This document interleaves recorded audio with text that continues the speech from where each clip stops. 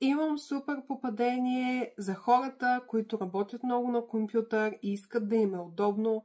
От любимият ми Lidl една стойка за лаптоп, таблет и телефон, която се оказа супер удобна и ако се вземете, май няма да съжалявате.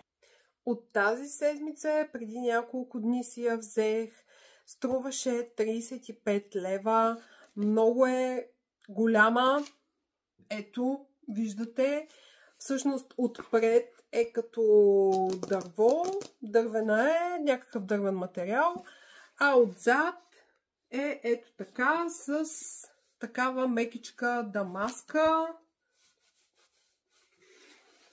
като също така същият материал го има и отпред, където ви стоят ръцете, за да ви е удобно и да не ви убива.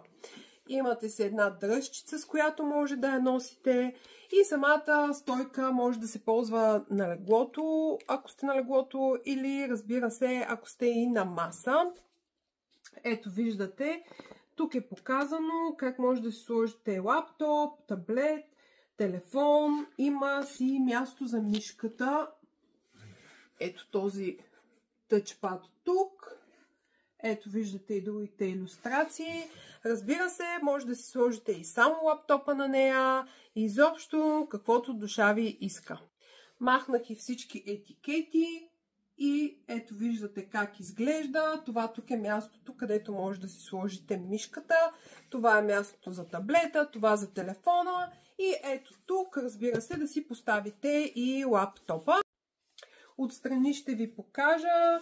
Ето така е всъщност надигната повече в задният край. Около 4-5 пръста. Като отпред е малко по-малко надигната, разбира се, за да е по-удобно. Много ми е удобна, вече я ползвах. Супер попадение, много е масивна, според мен ще е и здрава във времето и за цената си от 35 лева е супер, така че ако искате да се здобиете с такава, побързайте, защото най-вероятно ще ги изкупят доста бързо. Аз в магазина, в който отидох, беше една от последните бройки.